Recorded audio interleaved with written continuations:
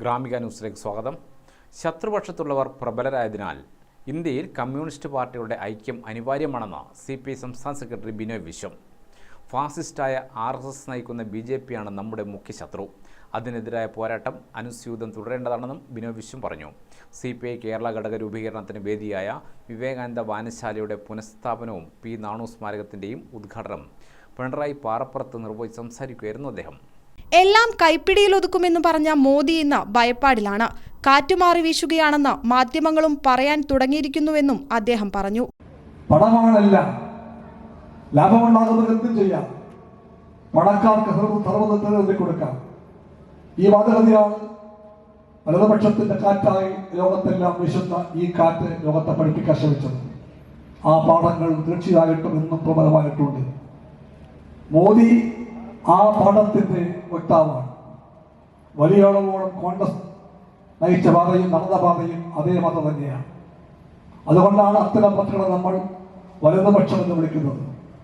വലതുപക്ഷം, ഇടതുപക്ഷം എന്നെല്ലാം പറയുമ്പോൾ അതെല്ലാം ഒരു അക്ഷരം മാത്രമാണ്. അർത്ഥത്തിൽ വ്യത്യാസമൊന്നുമില്ല എന്ന് പറയുന്ന ഒരുപാട് പേർ നമ്മൾ കാണുന്നുണ്ട്.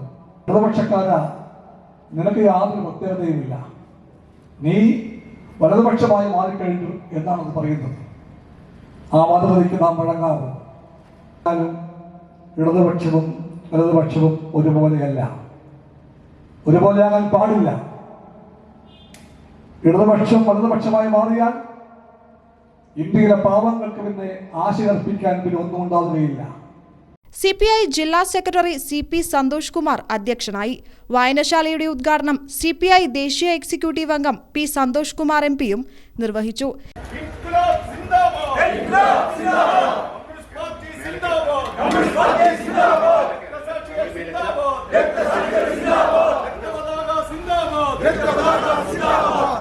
CPI സംസ്ഥാന എക്സിക്യൂട്ടീവ് അംഗം CP മുരളി P. കൃഷ്ണപിള്ളയുടെയും സംസ്ഥാന കൗൺസിൽ അംഗങ്ങളായ CN ചന്ദ്രൻ, NE ബാലറാമിന്റെയും CP ഷൈജൻ P. നാണുവിന്റെയും ഫോട്ടോകൾ അനാച്ഛാദനം ചെയ്തു. പുസ്തകങ്ങൾ ജില്ലാ അസിസ്റ്റന്റ് സെക്രട്ടറി A. പ്രദീപൻ ഏറ്റുവാങ്ങി. ജില്ലാ അസിസ്റ്റന്റ് സെക്രട്ടറി KT ജോസ്, മണ്ഡലം secretary advocate MS Nishad, M. Mahesh Kumar, M. ബാലൻ, CN ഗംഗാധരൻ, P. പ്രമീള എന്നിവർ സംസാരിച്ചു. പാർട്ടി ജില്ലാ എക്സിക്യൂട്ടീവ് മെമ്പർമാരായ N. ഉഷ, C. വിജയൻ എന്നിവരും പങ്കെടുത്തു. മുതിർന്ന പാർട്ടി പ്രവർത്തകൻ പാലേരി മോഹനൻ പതാക ഉയർത്തി. പാറപ്പുറം ലോക്കൽ പരിധിയിലുള്ള മുതിർന്ന പ്രവർത്തകരെ ചടങ്ങിൽ ആദരിച്ചു. റംഷി പട്ടുവം നയിച്ച നാട്ടുപാട്ടരങ്ങും അരങ്ങേറി. ഗ്രാമിക ന്യൂസ്, തലശ്ശേരി.